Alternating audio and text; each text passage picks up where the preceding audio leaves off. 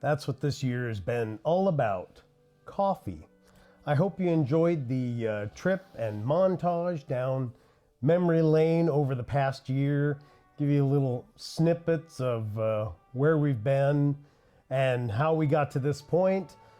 I just want to personally thank each and every one of you, especially the ones that have been here the entire year. Week in, week out, month in, month out. A special thank you to you and to my patrons. Thank you so much for supporting the channel and being here the whole year. And those of you that came on later, a heartfelt thank you to you also. This will be part 2 of our 2-part series, our holiday special. We're going to cover the photos that were submitted, who the winner was, the Patreon. We'll do a live drawing for that. We'll have the AMA, and we will unveil something special at the very end for next year. All right, so I guess without further ado, just so you know, when your question came in on YouTube or via email, I tried my level best not to pre-read any of them. So my wife is going to read your questions and I am going to attempt to answer them. So without further ado, let's get into the AMA Ask Me Anything. Okay, so these questions are all from YouTube. The first question is from Patricia T. How do you decide how much milk to add, or what other flavors might go best with each coffee? How much milk? I guess it depends a little bit on what I taste on the initial. If it's the Barista Creations line, they kind of have a default 3-4 ounces of milk. For the rest of them, when our dogs are in here getting into a tussle, I guess for the rest of them, I play it by tongue. So if I think it's a stronger coffee and it will stand up to a little more milk, I add a little more milk to bring it down a little bit. If I think it's a little bit of a weaker coffee, I add a little less milk. That's kind of how it is. And that's kind of how it goes for syrups. I kind of try to taste, like if I'm getting a nut flavor or something like that, nut typically pairs well with caramel chocolate. If it's more of a floral or a citrus, those pair nicely, usually, with some kind of vanilla, and or chocolate. So I guess it's really what I'm tasting when I do that first cup. Okay, next question. This is from Gamer M or Mac. What do you use your Keurig for in the background? Nothing. It pretty much sits there all year unless like my wife's parents visit or my parents visit. They don't really appreciate or don't really care about like an amazing cup of coffee every single time. The Keurig is perfectly fine with them, and since they supply their own cups, we just kind of keep it for that. Occasionally we pull hot water from it or like hot chocolate, but pretty much it just sits there. Okay, this is from Lizzie K. Would you consider trying the Nut Pods brand creamer to enhance the flavor of certain coffees? Yes. Yes, I would. There's actually, you're not the first that's mentioned, not that specific brand, but like oat milk, soy milk, almond milk, coconut milk. I mean, just all sorts of different milks that are out there and creamers and flavors. There's so much, but yeah, no, I'm not opposed to trying that at all. In fact, I looked and I did find it at the store. So that might be something that we're going to try out here. Okay, next question. Maureen LW wants to know, how or why did you develop your love for coffee, and what is your favorite Nespresso machine? I think I'll answer those in reverse order. My favorite Nespresso machine is definitely the Virtuo Plus. I just like its functionality. I like how it's laid out and works. How or why did I develop my coffee love? Whew, this is actually gonna be a funny answer, I think. I have drank coffee since as far back as I can remember as a kid. My parents actually used to be in Amway, and they had Amway meetings at our house, you know, sell the soap and sign up people. And they always had a big, I don't know those percolator, big stainless steel things full of coffee. And I just started always drinking coffee. And so I think I probably drank more coffee as a kid than I did soda. So yeah, I guess that's kind of where my love of coffee started. Was I honestly, like, memories as far back as I can remember in my childhood, I always drank coffee. So I think that's honestly where it started, from my parents and Amway meetings. So your parents let you drink coffee when you were little? Yes, my parents actually did. Yeah, let me. Yeah, I guess was that bad? Hey, yeah, I drank a lot of coffee when I was young. I guess maybe that's weird. I don't know. Next question. Okay, from Kathy S. She says she wants to know, where do you get your syrups and pumps? I get them at a restaurant supply store here in Arizona. It's actually over in Tempe. It's called Standard Restaurant Supply. That's kind of where I got them. The pumps, because I like the gold looking pumps, I actually got those off Amazon. But you can also, if you don't order or use Amazon, you can also find them at World Market. That's where we bought our first original pumps before we discovered that Amazon carried them. World Market has them. But yeah, Standard Restaurant Supply in Tempe, Arizona is where I buy my syrups. Okay, the next question, Mary Elizabeth P. What is your favorite Nespresso pod of all time? I think some of you, if you've watched the channel, you know what? Oh man. That one's tough because this year we actually had quite a few good pods. And the one coming to mind that, oh man, it's so close and it's so near takes the cake. But unfortunately, I'm going to have to stick with that Australian Summer Flat White. That was just my all-time favorite pod that they ever made. But I'll tell you, if I had to say a close second for this year, is the Il Cafe. That one was, man, it was really, really good as an espresso. But yeah, those two. Okay, next question. Pat E. wants to know, when did you first try Nespresso and what was your first machine? I first tried it back in 2016 when, actually, no, I take that back. I first tried it in 2015 when we were on a road trip trying to figure out where we were going to live, if it was going to be in Arizona, New Mexico, or Texas. And we stopped off at the Scottsdale Fashion Center. They're in Scottsdale, Arizona, and they had an espresso store in there. And I tried the coffee and I was like, oh man, that's so good. But at that time, I felt $1 a pod was too much and I just didn't do anything. Warp forward about a year, you saw the unboxing video that I did for the Nespresso machine. And that one, the Virtuo Plus, was the one that I had up until the point it broke. Best Buy replaced it, it broke again. And then I contacted Nespresso and they finally just said, you know, quit buying them. We'll just send you one from our stock. And the one that you see now, me currently using for probably 5-6 months now. That's the one that I own now. But my first one was the gloss black chrome Virtual Plus. Okay, this next one, I am going to slaughter this name.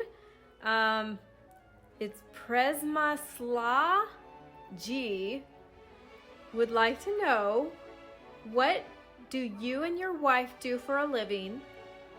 And the second question, did you try any other coffee machines like Bosch Tassimo? I'll reverse answer these. Just the Keurig was the only other machine I had tried. My wife's job is a dental assistant, so she takes care of people's teeth all day. And my job, I work for the federal government for TSA. I am one of the trainers for them and basically teach people how to do their jobs. So there you go, a little behind the scenes. Okay, this next one is from Jessica B. What gave you the idea to turn your channel into an espresso review channel?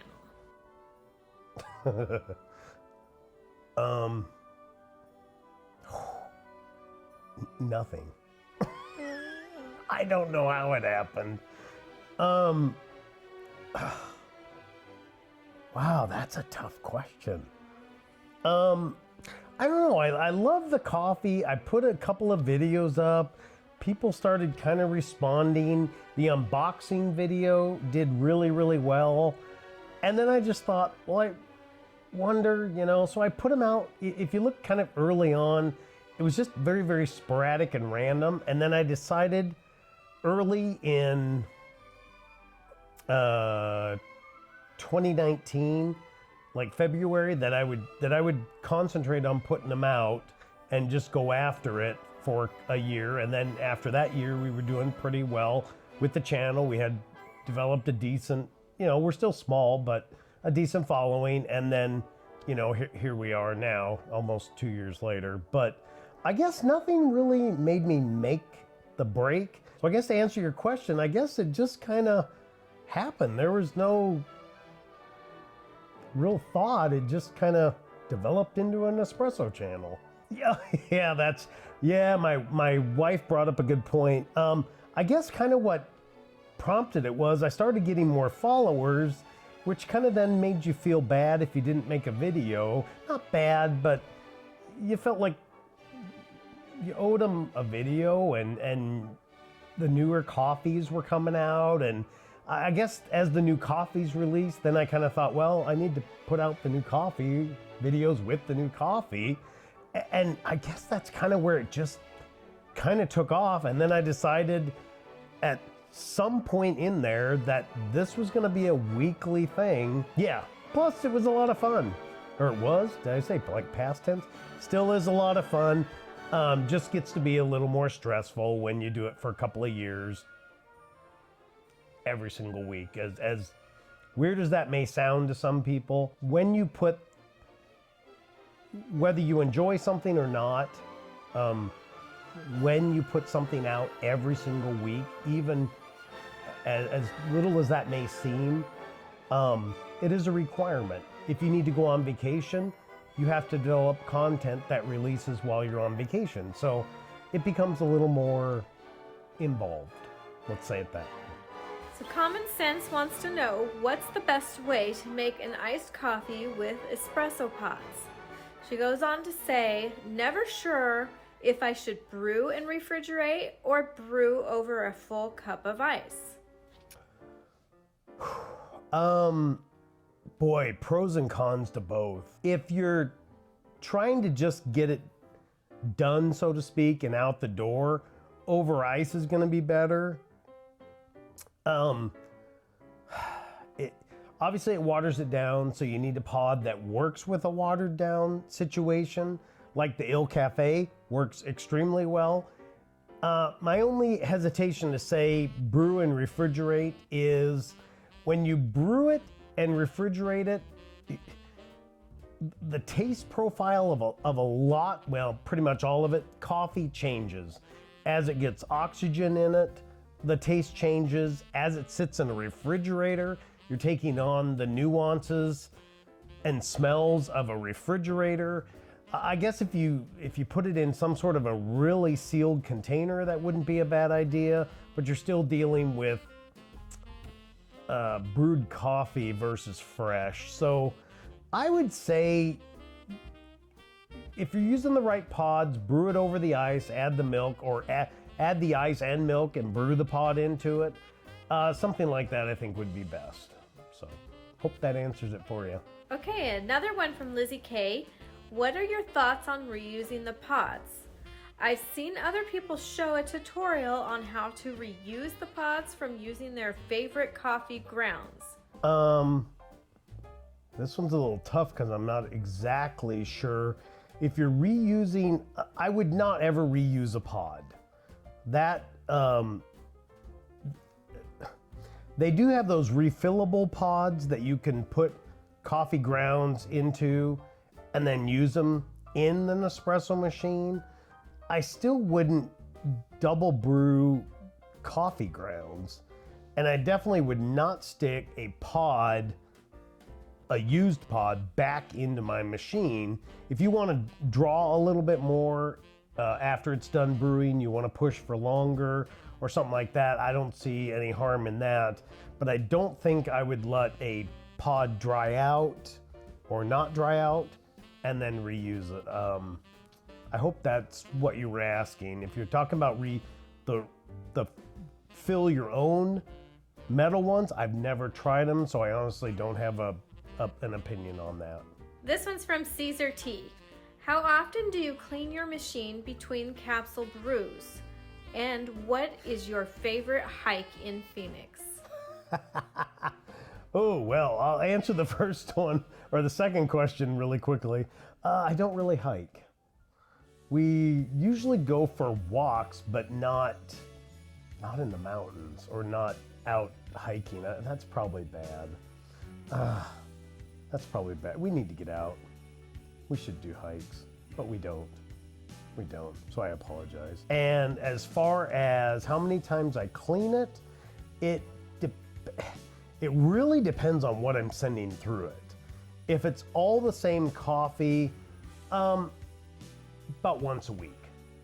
If I'm doing a variety of coffees, like doing the chocolate fudge for my machine seemed to leave behind an awful lot of residue and grit in the cup holder and just generally in the machine. I have found that if you just clean that cup out and you send through some empty water, just put it through a real quick clean cycle and then cancel it, that does tend to blow out most of it. Once you see clear water, it's usually your spout is clean and the cup is clean. So hope that helps. Okay, Joe B would like to know, what recipes do you recommend for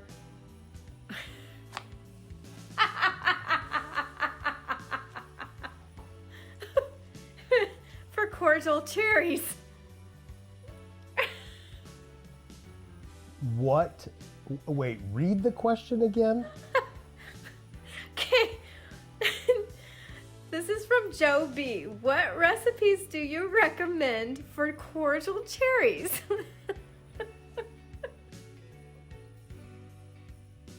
Like the chocolate, like with the cherry and the creamy center in the chocolate? It's gonna be an easy one to answer. I do not. There are no recipes for cordial cherries. I would take, if you're gonna do anything with, I don't like those chocolates, I do not. Okay, if you're gonna do anything with them, I think they would pair well with Il Cafe, draw out a nice espresso shot, enjoy your cordial cherry, and then drink some Il Cafe with it. But as far as a recipe, there is no such thing for, well, I won't say there's no such thing. In Sterling's world, there's no such thing as cordial cherries recipe for coffee. Okay, these next ones are via email. The first one is from Karen S, and she has 3 different questions, so I will ask them separately. Her first question is, what is your favorite thing about doing your videos? Probably the comments. I love seeing the feedback and what you guys try, and just, you guys are wonderful. I have a great community, and I think it's the comments. It's the comments. They're just always so, they're inspiring. I'll say it that way. Her second question, what is your favorite part about the holiday season? Ooh,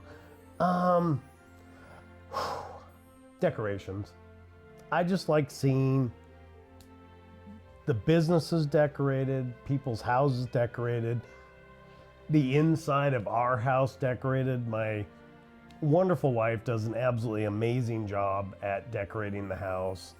And I think it makes it homey. It makes you, I don't know, makes you remember childhood. Okay, and her third question, what are you most looking forward to in 2021? That 2020's over? Looking forward to, I think growing the channel. I think that's what I'm looking forward to the most.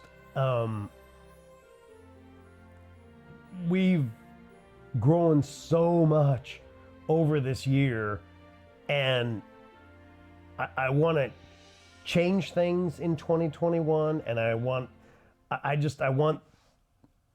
this to really, it's already special.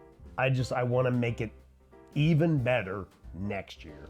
So that's, I guess, I hope that answered your question. This is from Victor M. Do you have any social media that we can follow you on? Instagram, Facebook, etc.? I do not.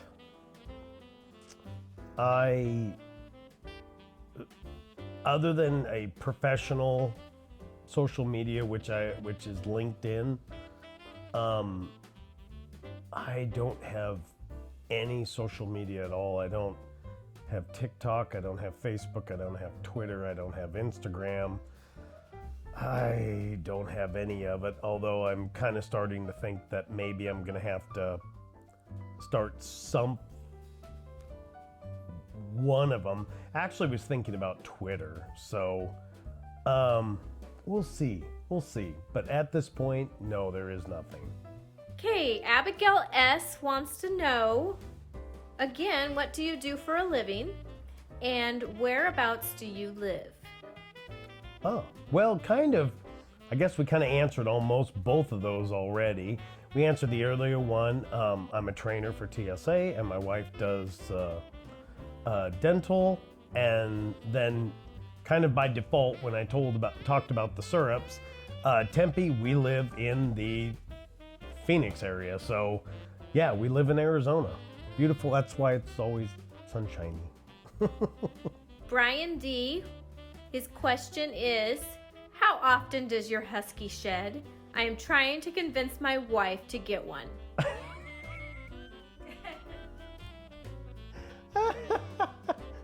Oh no. I don't know if I'm gonna save you, Brian. I don't think it ever ends. It's not clumpy. It's not like wintertime and then she got a bunch of fluff, and then summertime or spring she gets a bunch of fluff. It's just kind of losing hair all the time. It's not annoyingly bad, but I will tell you this. I would purchase a robot vacuum and let it run at night while you sleep. I think that would be a good investment. But if you were looking for they only shed twice a year, no. They shed quite a bit and consistently. So hopefully that doesn't ruin your chances because they are a wonderful pups. How can you say no to a fish like this?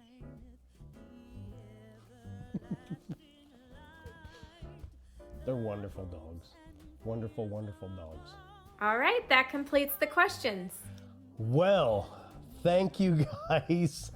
That was wonderful. I'm so glad you guys asked them. If I missed a question or I didn't catch your question, I apologize. We tried to pull everything off of the channel and watch the email like a hawk to not miss anything. But if we inadvertently missed any question, I apologize in advance for that. Let's move on to the photos. So there were the photos that you could vote on by an overwhelming margin. Number 8 was the winner. So we will reach out to that person and contact them. They get their choice of 2 sleeves of coffee. So when we reach out to those folks, that's going to be a nice little prize. Excellent, wonderful. Thank you, everyone, for all of your entries. They were all so good. You hate seeing anybody lose, but just great job on all of them. Great job on all of them. Thank you so much for entering. Now let's take a look at Patreon's section. So here we have the entries for the patrons. Here are all the names. So there's all of the people that are entered. We're going to pick a name now. So here we go. There it is, Maureen L. They are the winner of the Patreon $50 gift card to Nespresso. So congratulations to that person. Thank you to everyone that entered the photo contest. All the photos were wonderful. Just a good time there, and congratulations to our patron winner, Maureen L. You are getting the $50 gift card from Nespresso. The photo contest winner will be getting the 2 boxes of coffee. Nice prizes all around. Now, looking forward to 2021. I didn't know if this was going to happen, but quite a few videos ago, I mentioned that I hired a graphic artist to come up with a design for me. And what the design was going to be was a character that I called PODHEAD, which was going to be basically the mascot for the site, for the YouTube channel, for us as a family. And so hopefully this works. There's your character. The name is PODHEAD. That will be the representation for our site, for the YouTube channel, and for us as a family. We will also use this, which will be the pod rating. That will be PODHEAD's head. We will give it a 1, 2, 3, 4, or 5 PODHEAD rating. That's going to be across the bottom when we give it a rating. So we're just moving forward. Hopefully you enjoy our little character. And man, I did not think it was going to come. The first initial person that I hired, I didn't end up actually getting a character from. So I hired a second person, and that lady, in my opinion, just knocked it out of the park. I couldn't have asked for a better design.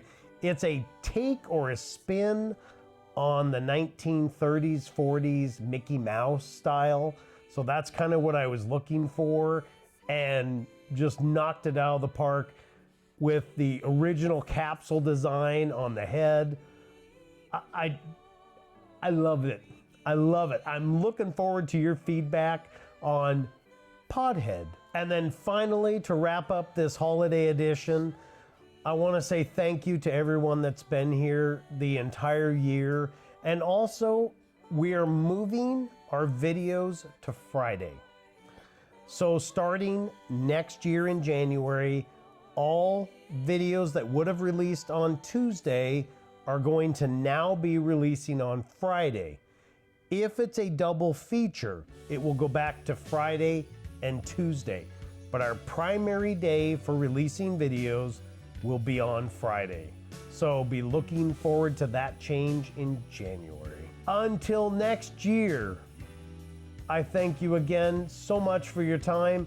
It's been a wonderful, wonderful 2020, being able to spend it with you guys here and enjoying some great coffees over the year. And I look forward to 2021, where we can grow bigger, better, and offer you even better content next year.